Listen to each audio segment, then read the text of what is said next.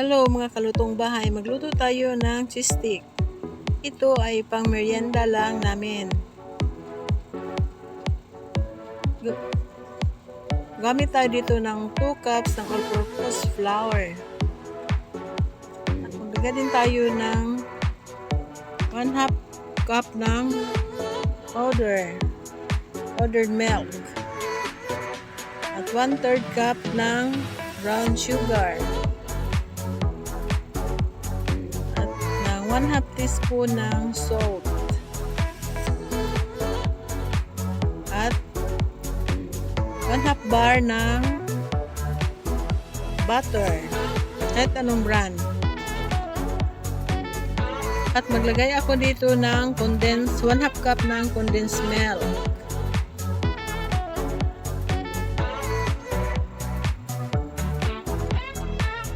at ng 1/2 teaspoon ng baking powder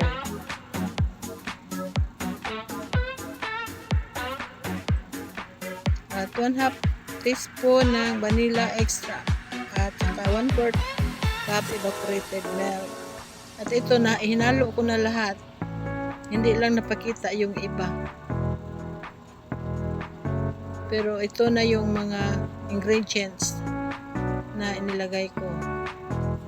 At haluin lang natin ito ng dahan-dahan para hindi siya, pagluto natin, para hindi siya maging tikoy. Ang tikoy ba kaya? Dahan-dahanan lang natin ang pagluto, ang pag-mix.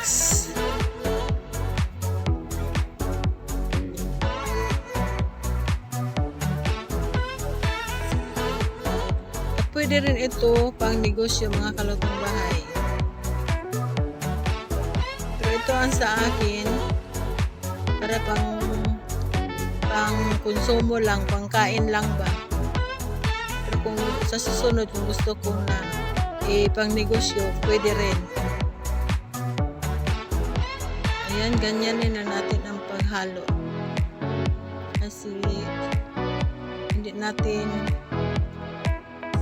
paspason o ukay para hindi siya matikoy. Halo lang natin ng mabuti para wala na yung buga.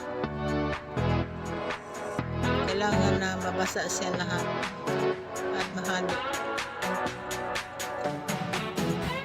Tulad na nito.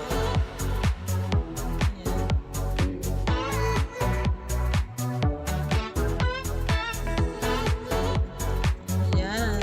At i-flatten na natin ito sa ating baking pan.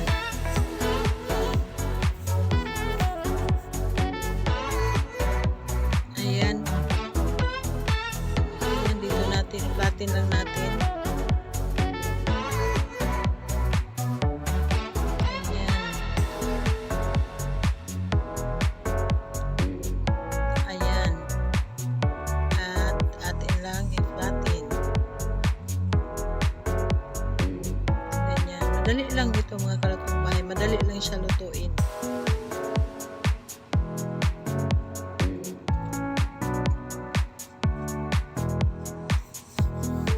Pwede itong lutuin sa kaldero. Kung may malaki kang kawali, pwede. Pagkasya yung yung baking pan. Pero ito, niluto ko ito sa oven. Kasi wala akong malaking kawali. Ayan, i-flatten lang para mapantay yung pagkalagay niya sa ating baking pan.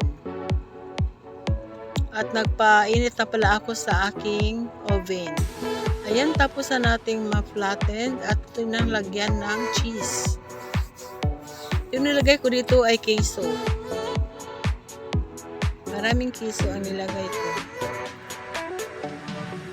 Tamang-tama. Tapos ito, paglagay ng cheese, nainit na yung aking oven.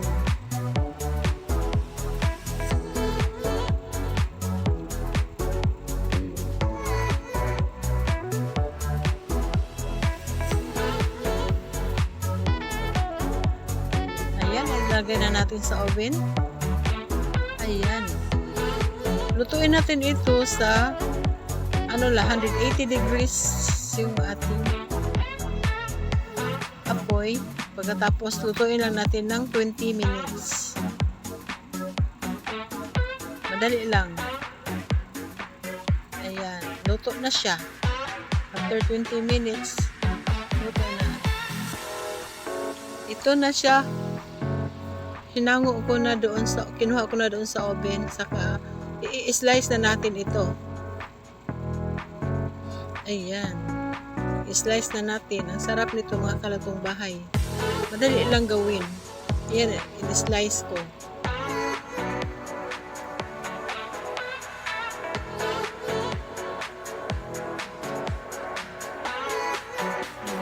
I-slice natin ng ganito. Pagkatapos, i-slice pa natin yun ng maliit na. Yung maliit. I-slice pa natin yan ng mga tamang-tama lang ang laki niya.